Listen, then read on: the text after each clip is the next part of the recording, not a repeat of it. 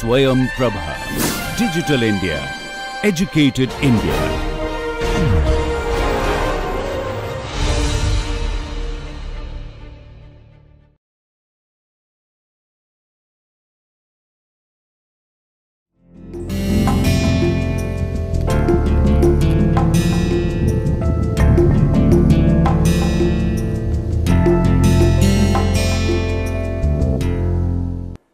Greetings. Welcome to Swayam Prabha DTH 16 channel. My name is Ariba Shabbir and we have been discussing English language teaching.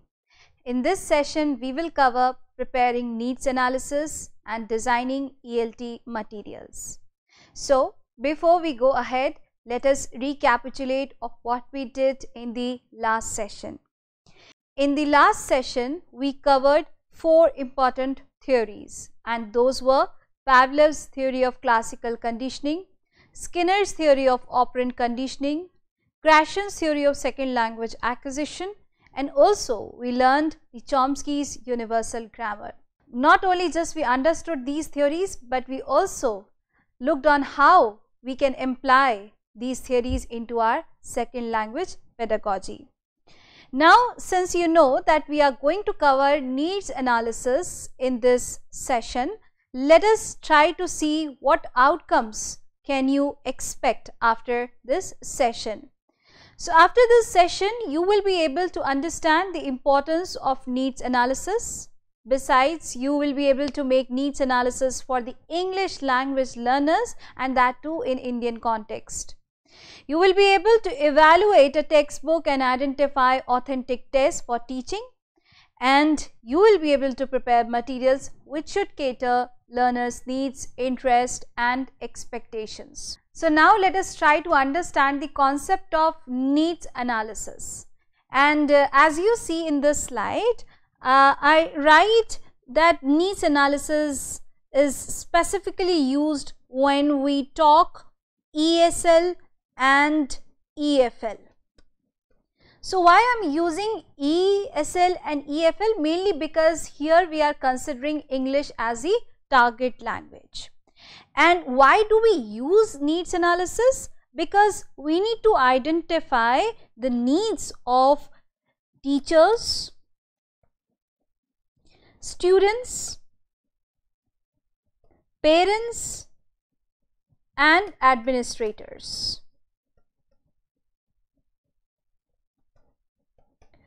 So, we can never produce the right material which has a desired impact on language learners until we consider these important persons.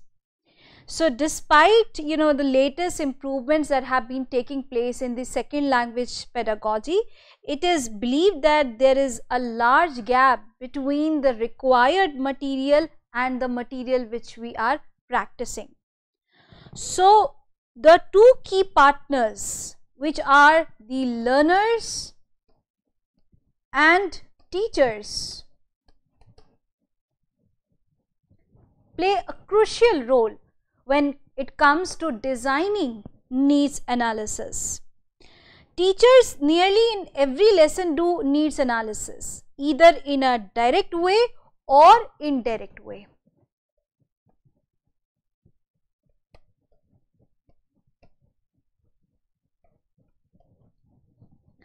Because they apply their lessons with the help of the material, so they use and they can see the effect of the material very soon.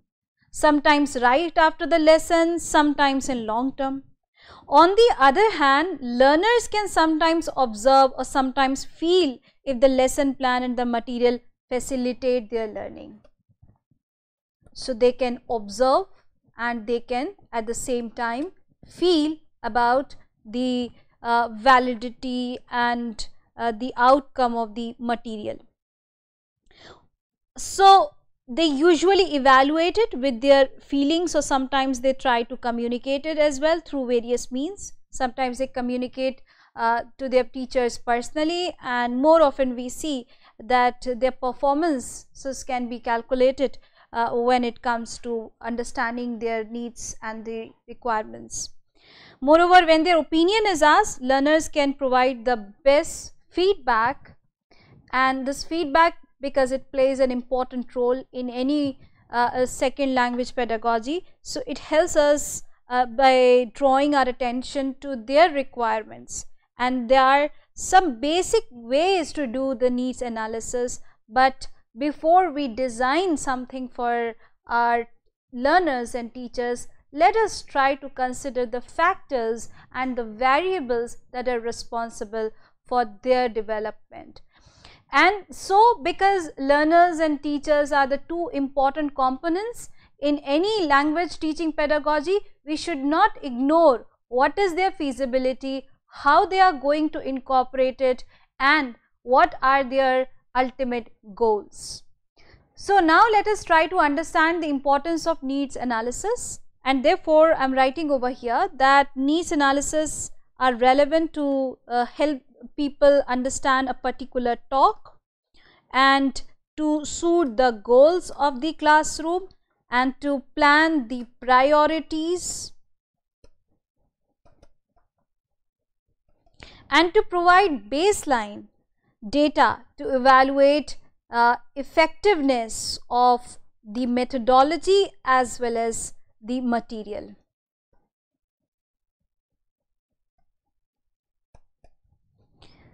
Now coming on to the next slide, says methods and techniques, and we know that needs analysis can be taken up through formal ways and through informal ways. There are a number of tools and techniques that are available, and we can employ any one of them.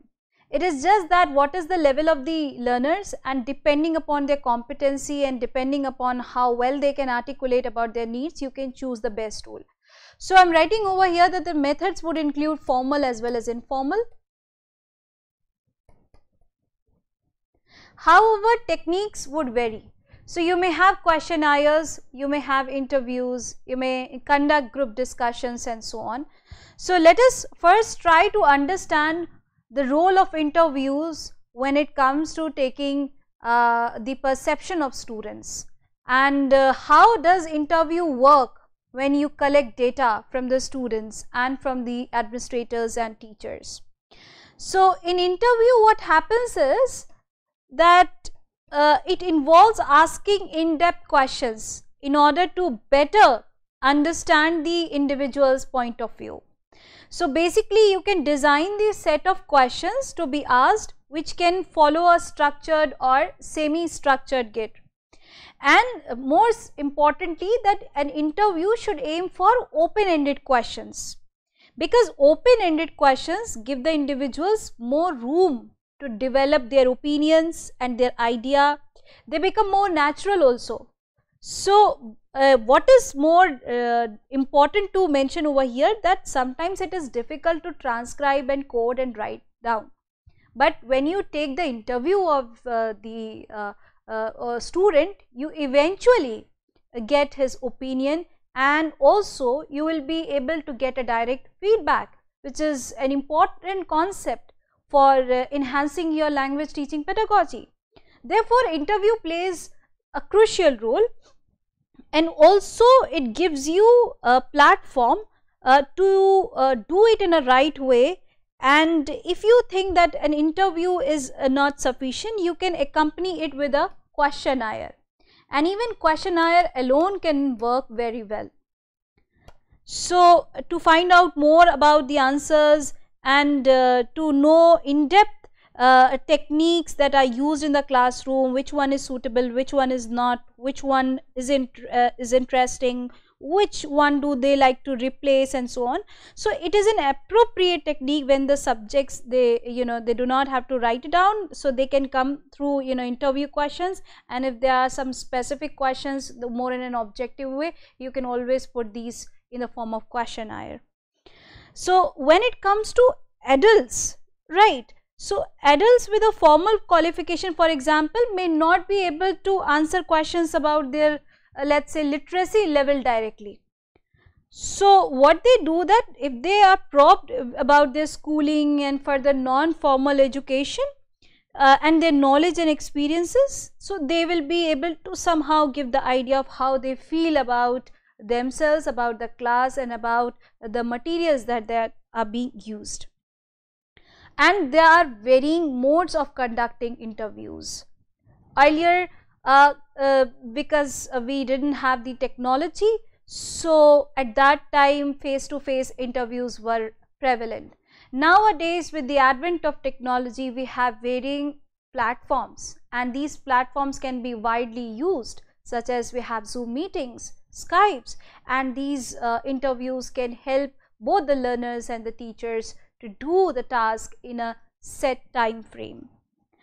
So, in needs analysis, the persons to be interviewed might be chosen according to different criteria. Now the question is, what criteria do you expect when it comes to collecting data?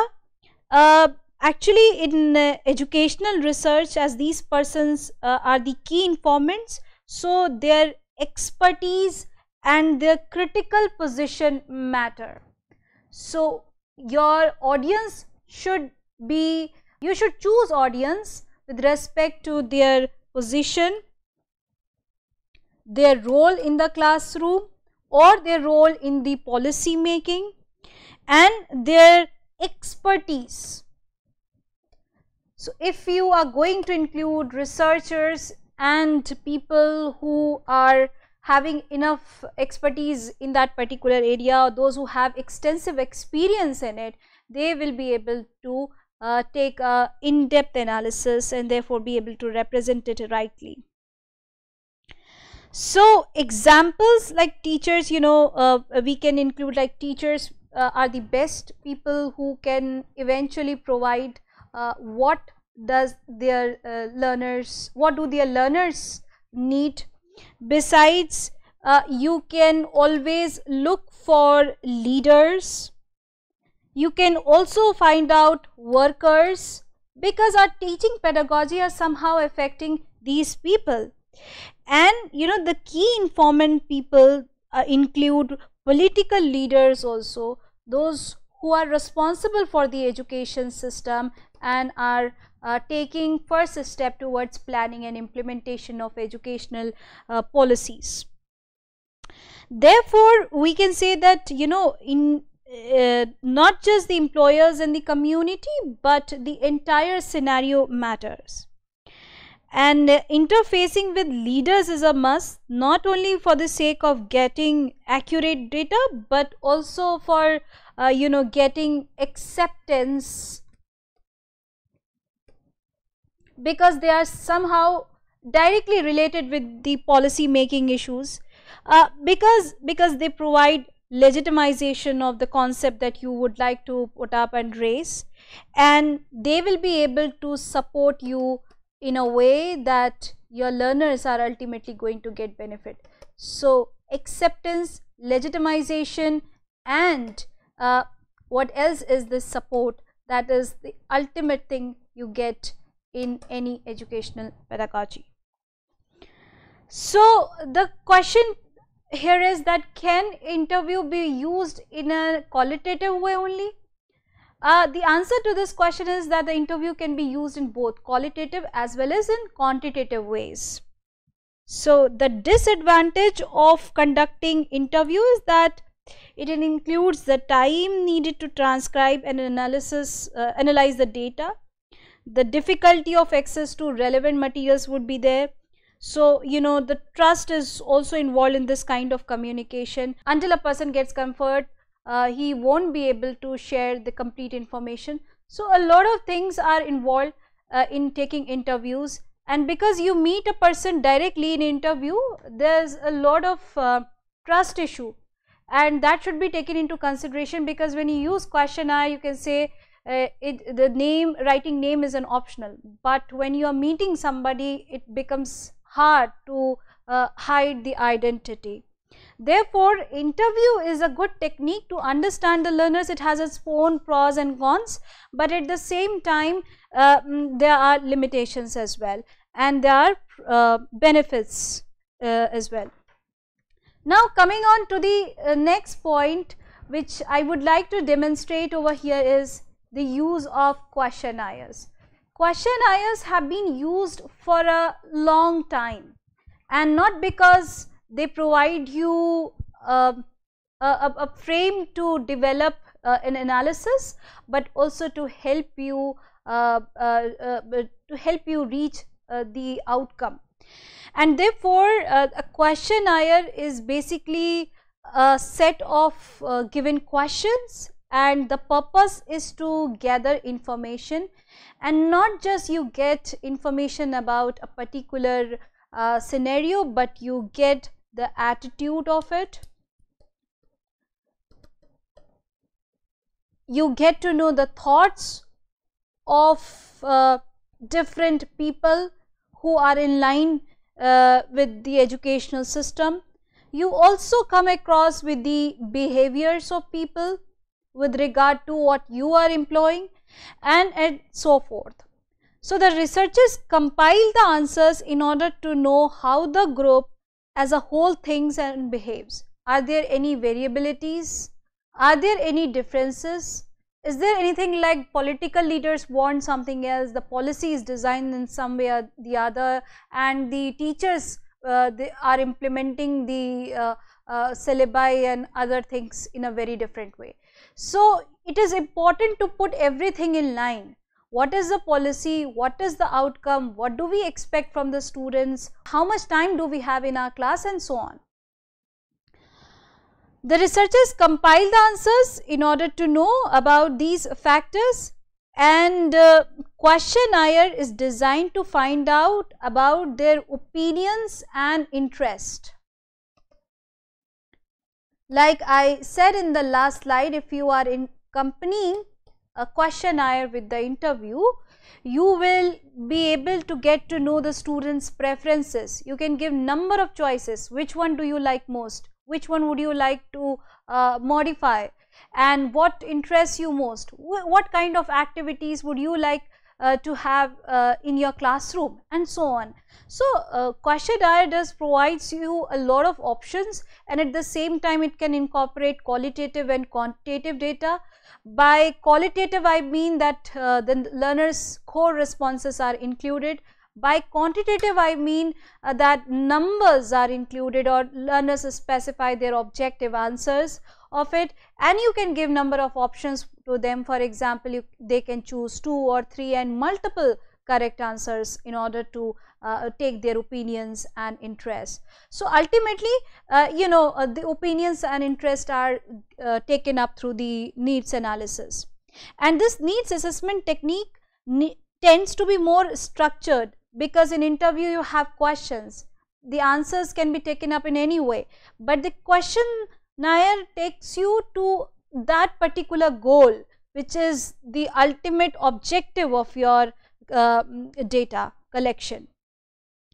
And these can be administered by varying methods. You can individually go and ask people to fill up the questionnaire, and you can request them that answering them would not require more than 5 minutes and 10 minutes. And when I say this criteria, I mean that crisp questionnaire would be easy for the learners to respond, and anybody who is responding to these questionnaires, be it the administrators or political leaders or the policy makers, educators, and so on. So a crisp questionnaire is always easy. However, if you put a long questionnaire, people may find hard to complete it in time, and therefore there's a lot of problem with regard to submission, and then you have a number of data available but that remains incomplete, and a lot of things happen. So it is important to understand that a crisp questionnaire play a crucial role, though audience find it easy to respond to it, and also you get a concrete answer. You can display it in both qualitative and quantitative way, depending upon the convenience and obviously the scope and the objective of the of your purpose. Hard copy of the questionnaires used to be sent by different modes. Nowadays there are variety of options available on Google, and once you send it to the audience, they find it easy and they can open it in any application, and at the same time they can respond it in just few minutes or maybe few seconds. So this technology has made our way easier, and therefore you should utilize your potential to take the best from the technology.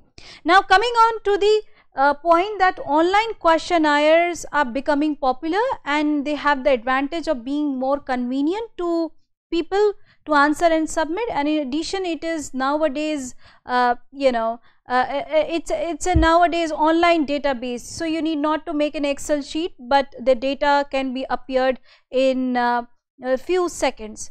So once the answered questionnaire has been submitted, it can easily be transferred to the database, and then it can be analyzed at how many students preferred the activities that include games, how many students prefer activities that include total physical response, and so on. So that's how you get the data through it, and you also get a chance to analyze it. So both ways of administering questionnaires might be limited by low response rates, which is why the people are investigating the needs of potential participants often try to access them directly. For instance, going at educational fairs, going at conferences, in seminars, you find people over there and you can request them to fill it out. There you will be able to get a chance to talk through the educational people, and especially educators, policymakers, leaders, those who have extensive experience in the field. Now a short, like I said, concise questionnaire is more likely to be answered, and it would be like the on spot thing, so people would not take a lot of time and they would do it in just one way. And there are different ways of scaling and codifying responses. You may take the help of a statistics person, but at the same time you are aware that a lot of helping tools are available on internet these days, and since with the help of the technology you can analyze it and bring the response to reach to your conclusion.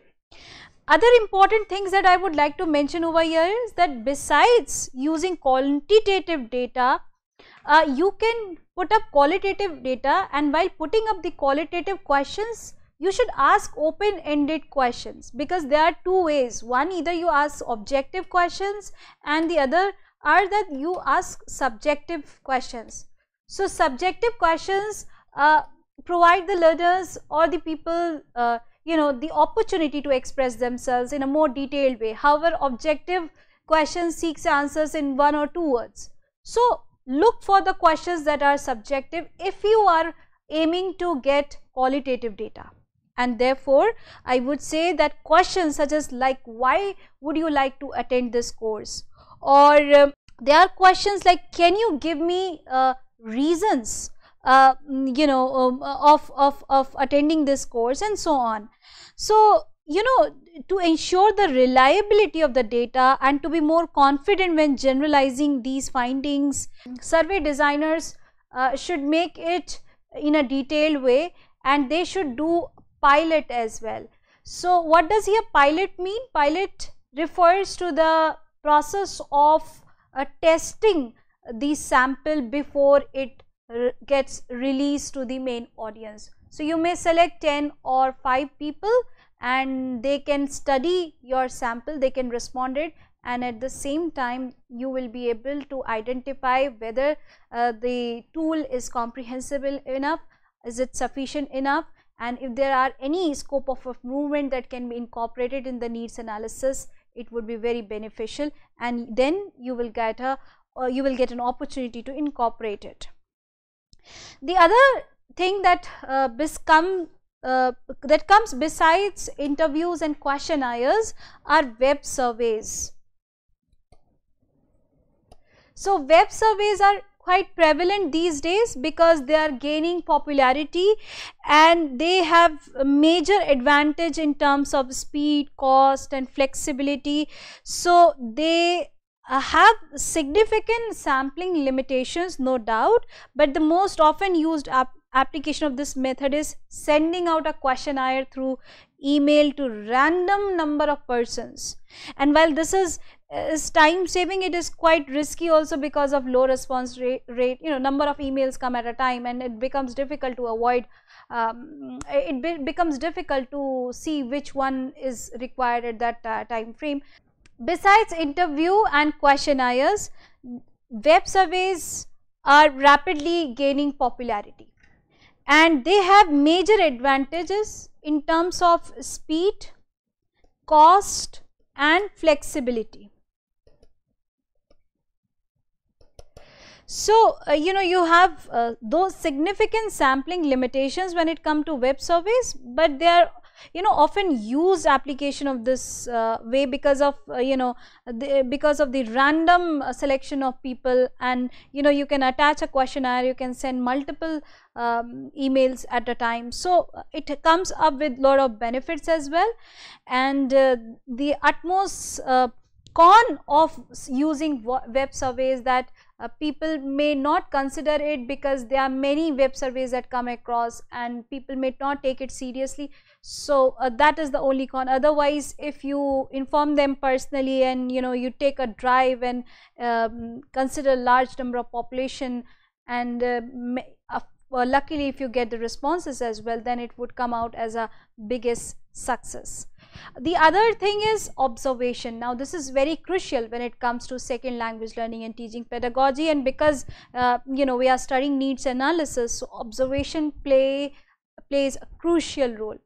Observation, whether done in a structured way or in an unstructured way, are valuable methods basically for gathering data, and a lot of observations happen in the classroom, and this is mainly done by a teacher in order to analyze the students' responses, and by incorporating the students' performances in the classroom through tests and other ways, teachers can analyze what are the appropriate procedures and methods and techniques and materials to be used in the classroom and can modify it accordingly. So observation plays a crucial role when it comes to collecting needs analysis.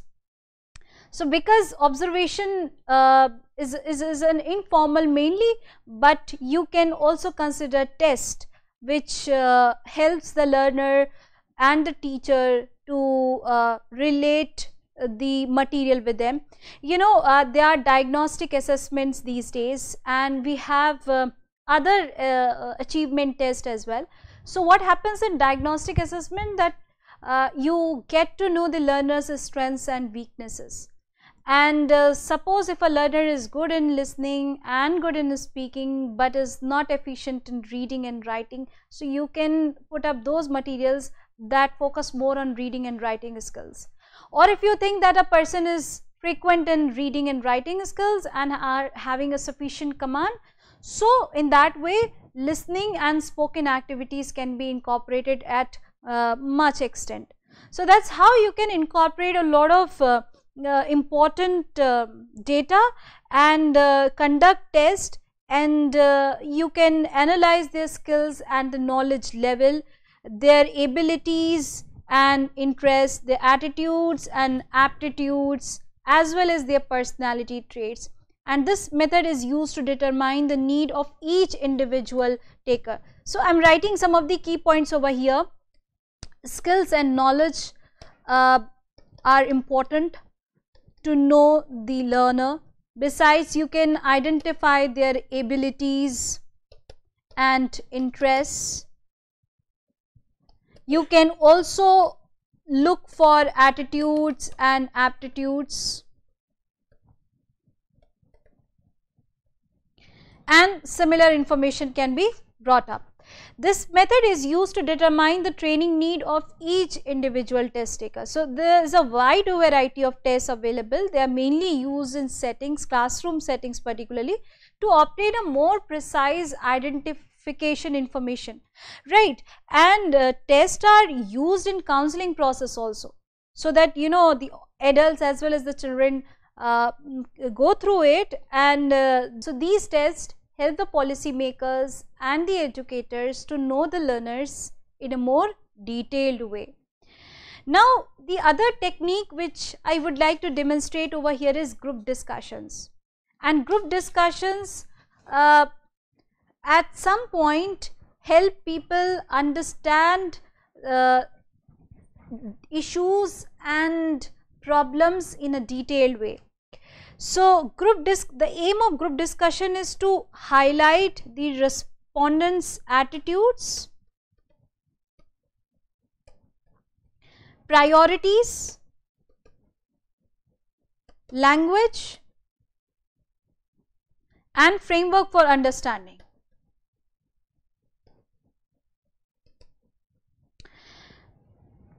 Through group discussion, we also encourage research participants to generate and explore their own questions and develop their own analysis of common experience. So, GD can be used for research experiences as well, for research analysis. The other point to mention over here is that in order to encourage a variety of communication from participants, tapping into a wide range and form a understanding would be helpful. So, through group discussions, you get a bigger picture. It's not just that you look up at the perspective of the one particular individual, but you get the idea of the whole class, and also you get to know the issues of so many people, and you will be inclined, you will feel more concerned about those things that are global and local. So, a differentiation would be marked with regard to global issues and local issues. By global issues, I mean problems that are associated with large number of people in the classroom, and by local I mean a small number of people or individual problems that are associated. So, group discussions provide insight into the operation of social processes in the articulation of knowledge, and it encourages open conversation without any embarrassment, and it generally facilitates the expression of ideas and experiences that a learner go through. And we can discuss issues that might have not been discussed, or issues which are underdeveloped, the policies or the methods that learners would like to be on focus. Now, coming on to the next slide, it says that what are the suggested questions for a need analysis? What kind of queries do you put when it comes to questionnaires or interviews? And what sort of pitch do you incorporate while assessing needs through group discussions? So, here is the list of some questions. What experiences do you have learning English? When do you normally use English? Who do you communicate in English with? Do you use English at work? What for? Do you use or need to use English in these situations? So, if you look up at these questions, they answer a number of questions that any policy maker or educator or researcher would like to get. And the first one is experience. So, a learner would express a good or bad experience, would highlight strengths and weaknesses, and a lot of information can be traced out from this particular question. The second question, as you see, what do you normally use when do you use normal English? So, you can design your material or bring only those kind of texts that accompany the need of the learner. So, if the learner is learning language for the organizational purpose, for the professional purpose, then you have to introduce the topics like emails, CVs and cover letters, and debates and extemporaries and group discussions, so that learners become inclined to what is happening around him, right? If a person is using English for academic purpose, in that case you will be more certain about using citations and resources, and you can talk about how an academic language would be different from the business language and the other language. If a person is using for business English, right, you would be coming up with a different style, like you can talk about jargons and registers that are normally used. So, the vocab would be different, the conversational style would be different, the presentation purposes would be slightly vary, and at the same time the goals and objectives which would result in different orientations. Now, who do you communicate in English with?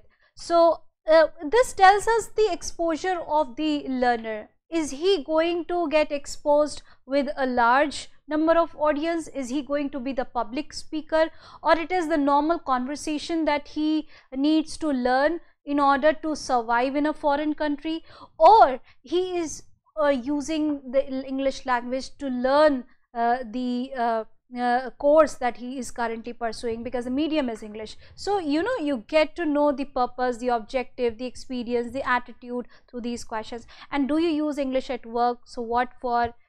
More specific detail would be included in it. So do you use or need to use English in these situations? So a kind of motivational level would be analyzed through this question.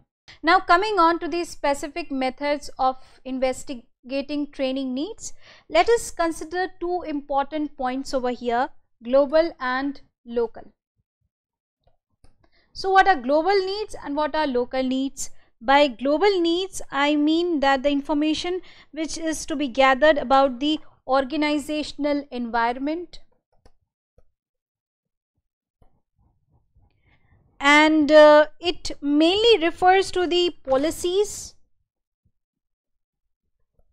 strategic business plans, and its structuring, and also about the functioning about the course or the syllabus. So the operational level, you find that the focus is on job descriptions and performance standards, but also on strategic analysis, you find that it is related to dynamic, or it is more restructuring. So the group's relations to other teams and structures of the organizations are needed to be understood, and therefore at the individual level or at the local level, it is important to identify the learner's existing knowledge.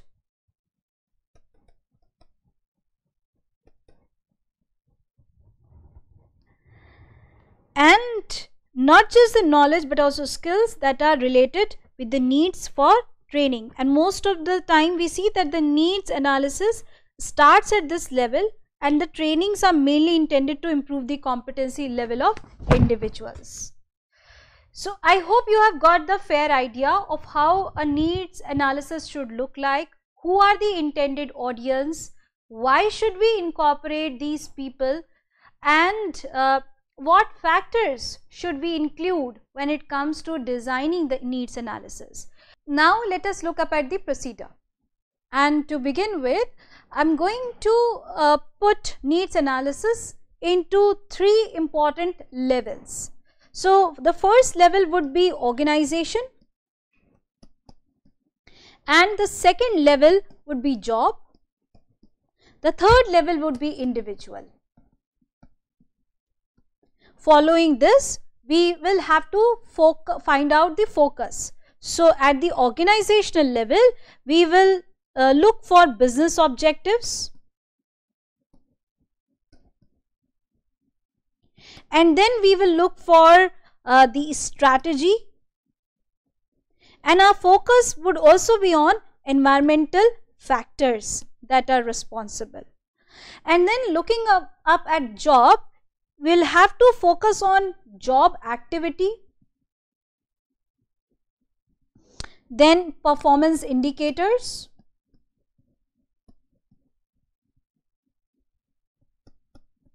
and besides that we will have to consider and focus the competencies of the learners.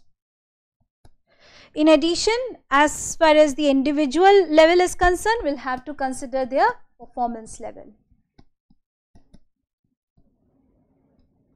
Now, after considering the levels and the focus, we will first have to determine our purpose and scope.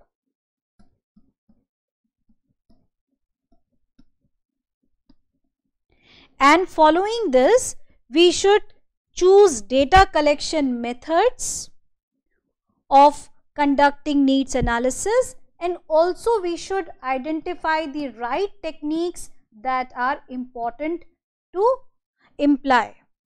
Now, after we put on methods and techniques, we will have to collect the data, and after the collection of the data, we have to analyze it.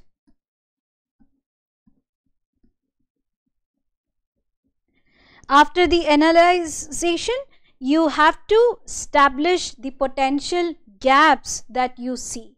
So the establishment of gaps are important. Only through this way you will be able to identify what are the things that you need to cover up. And then you can develop your training objectives and prepare annual training charts, and then you can further go for evaluating training implementation techniques. So that's how the process goes on, and you find it interesting. Also, you will be able to apply the techniques and procedures, and you will be able to use materials in an efficient way. Now moving on to this next slide, there are some guidelines for designing effective English language teaching materials. If language teaching materials are produced in accordance with the needs analysis, they would bring effective outcomes, and students would find efficient improvements in their personal and professional growth.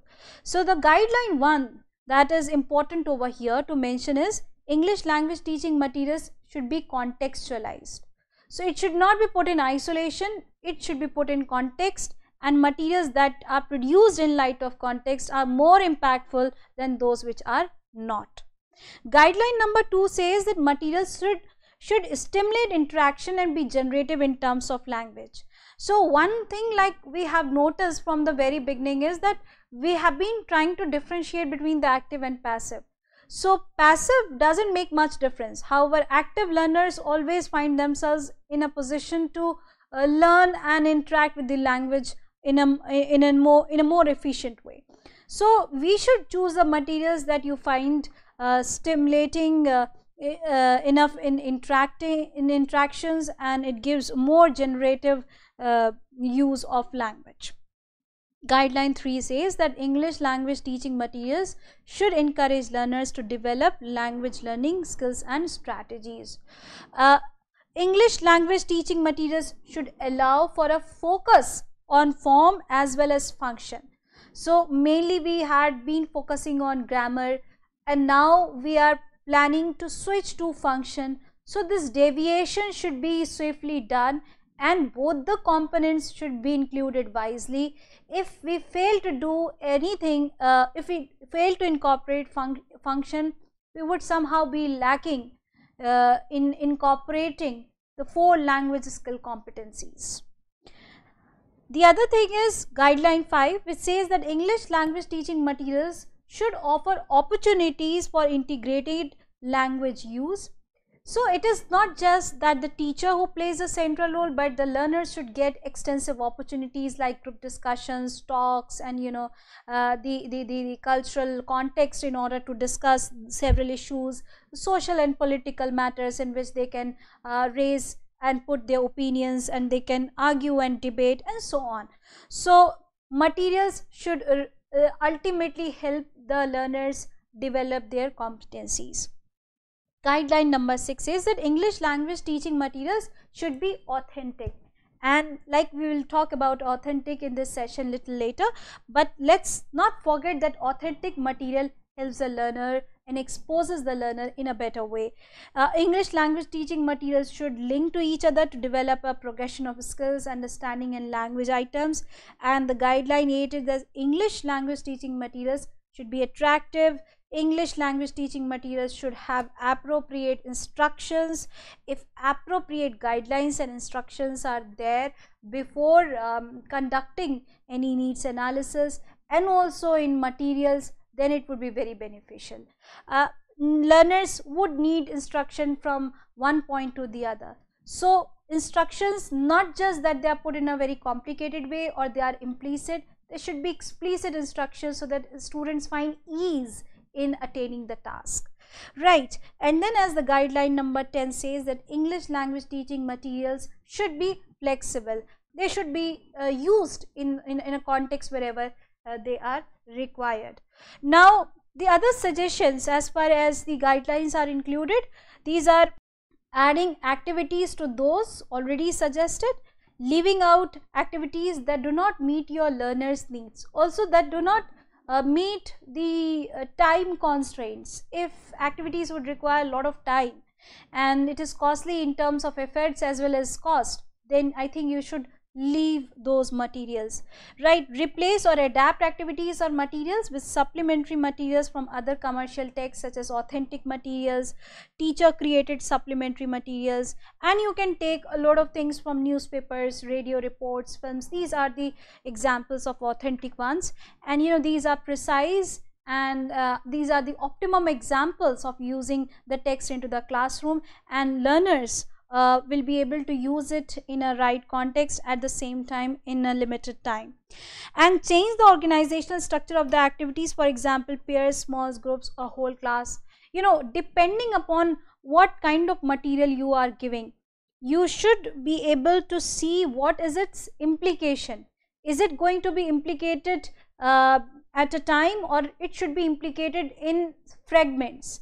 And it is always better to start from simple and then move to complex. Start from individual level or maybe from group level, and you can even start from the group level and then go to the individual level.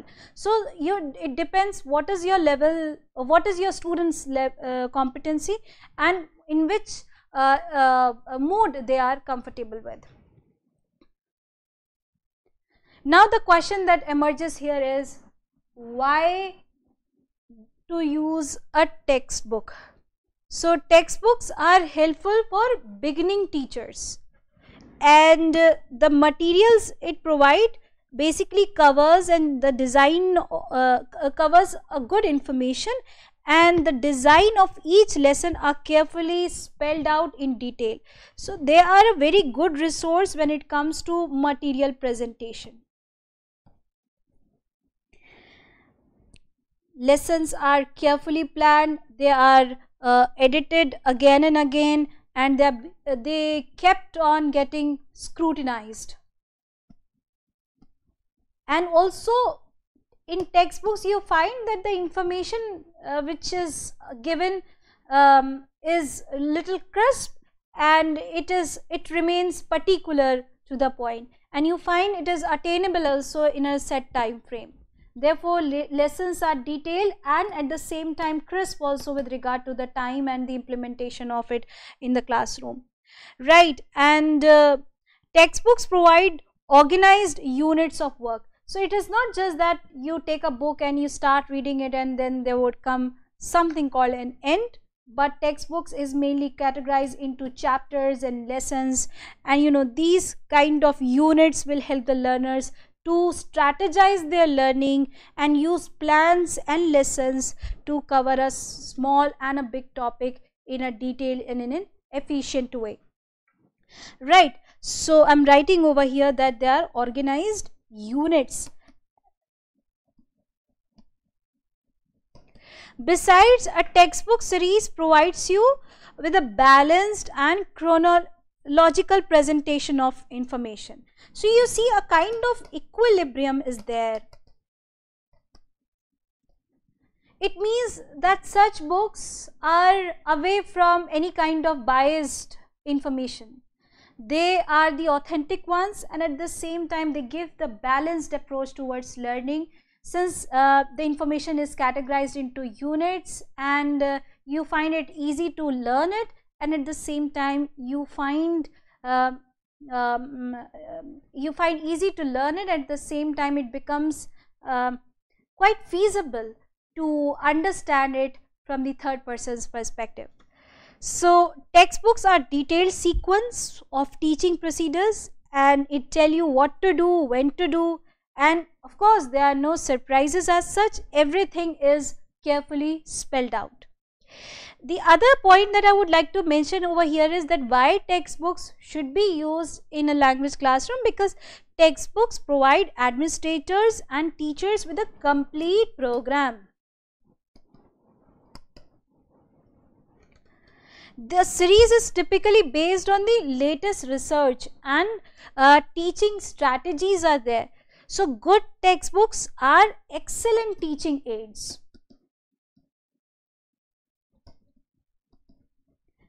They are resource for both teachers as well as students. Now coming up to the next slide, adapting to a class. So I'll try to put up some problems and the difficulties of the students and how you can overcome those difficulties and adapt a material in an efficient way.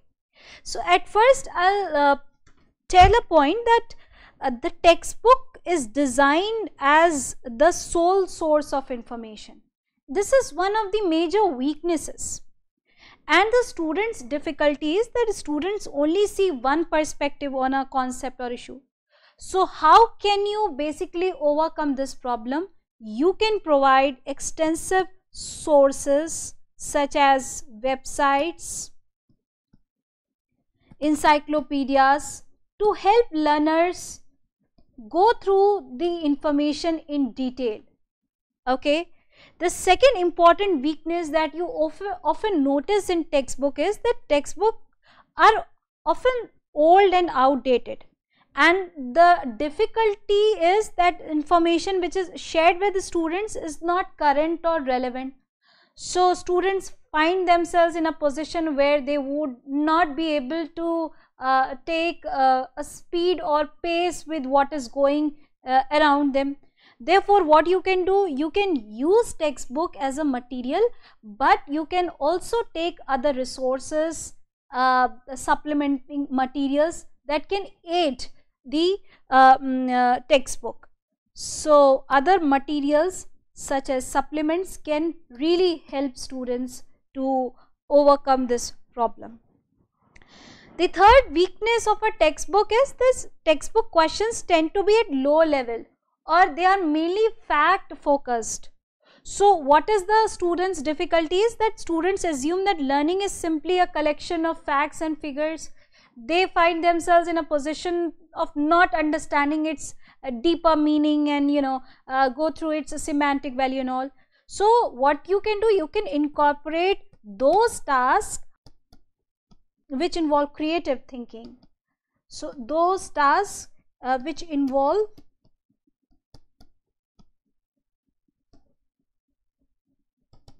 creative thinking, and you can incorporate activities and discussions that would help them break the monotony. And the other point to make over here is that textbooks does not take students' background knowledge into the account. So for everyone the textbook is same, okay, and we often forget that every individual is different. Now considering this fact, the student's difficulty is that teacher does not tailor lessons to the specific attributes and interest of students. So what you can do is that you have to identify the student's background knowledge, and you can do this by conducting needs analysis. You can identify students' background knowledge, and this you can do through needs analysis, and this will help you to modulate the teaching in accordance with your level. Now the next point, as I am going to mention over here, is that reading level of the textbook sometimes become too difficult.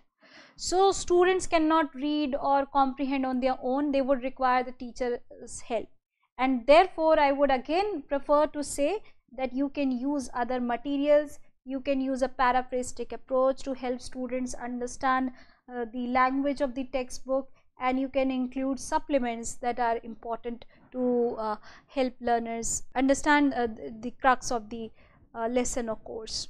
Generally the textbooks have all the answers to all the questions. So students find difficulty that they tend to see learning as an accumulation of correct answers, and by incorporating higher level thinking and by extending activities, you can overcome this problem also. Now let us try to understand that how can we incorporate authentic material into our language classroom. So as you know, authentic material provides a broader scope of language learning. It is easy to find, and it is available to us in a variety of contexts. So let us look up at this slide. and I am writing some key points to make you understand that how authentic materials help learners to become more engaging, imaginative, and at the same time motivated. It can also be useful to elicit genuine responses from learners. Besides, the great thing about using authentic material is that it is everywhere, which makes it easy to find and simple for learners to practice English in their own time. Remember that it is not limited to articles for newspapers or magazines, but authentic material is something that you can find it in songs, in TV programs, and even in films. You can also find authentic material while listening to podcasts, radios, and anything written in English which constitutes authentic material. So what is the concern over here is that how should we select the authentic material, and how can we use those authentic material into a language classroom. So the best content to select depends upon the learners and their level of English. Besides the course content that teacher wishes to incorporate or to focus on.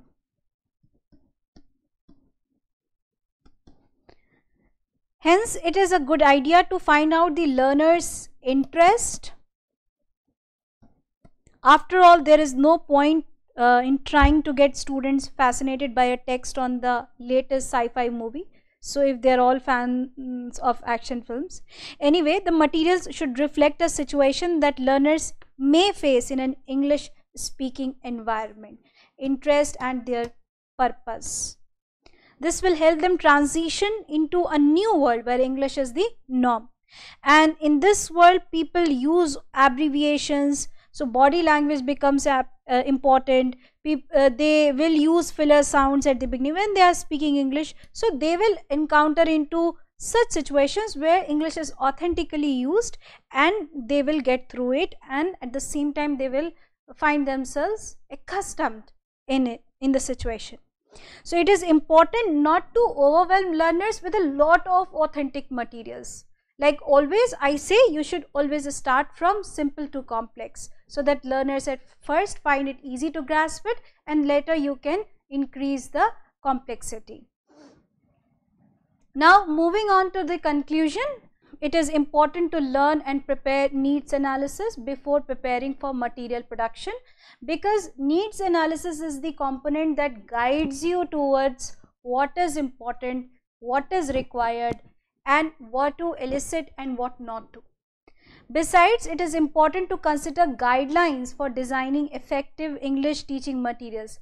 Not just that you have taken up the responses, now you are designing a material, but you should also take and prepare materials in accordance with the framework that is prescribed. So a need analysis is mainly done to help the learners, policy makers, educators, teachers to find ease in teaching and learning process and make it most in the way.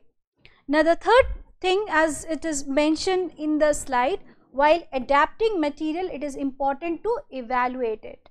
So is it complex or is it simple?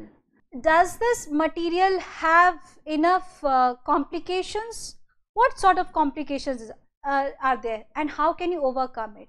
If overcoming is easy, you can definitely include that material and you can fill the gaps. However, if you think that filling the gaps would not work, then it is better to eradicate that material from the course.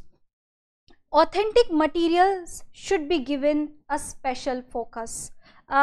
They are the great source of learning. Students find exposure, opportunity, they learn through it, and they find it quite responsive and interactive, and because it is from real life, so it gets them through the main purpose of language learning. Besides, if proper guidelines are followed while producing a material, the course is likely to give effective outcomes. And we also learnt in this session that the materials should reflect a situation that learners may face in an English speaking environment. This will help them transition into a world where English is the norm. So these are the points that you should always consider when preparing needs analysis. Like I said in the beginning and even in the last also, that needs analysis will guide you, it will structure your teaching and learning, and it will also help in a better way, in a broader way. So with this, we have come to an end of this session. Here are the references. I hope you learned a lot, and we will come up with another session. Thank you very much for joining.